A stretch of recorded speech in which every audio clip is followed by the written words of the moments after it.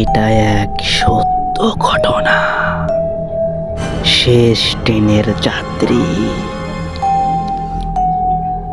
রাত্রের শেষ ট্রেন, ফাঁকা স্টেশন আর একজন যাত্রী।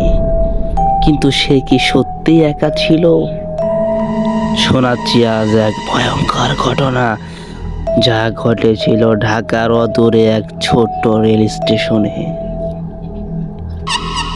সালটা 2018।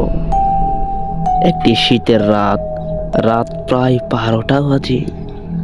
শাহেদ নামক এক যুবক তার ঢাকার ক্যান্টনমেন্ট স্টেশন থেকে চট্টগ্রামের উদ্দেশ্যে শেষ ট্রেন ধরতে এসেছিল।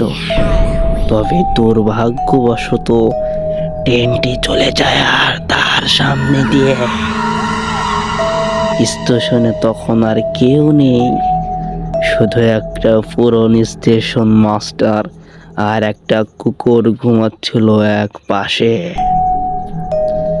শাহেদ দিশেহারা হয়ে বসেছিল স্টেশনের এক কোনায়।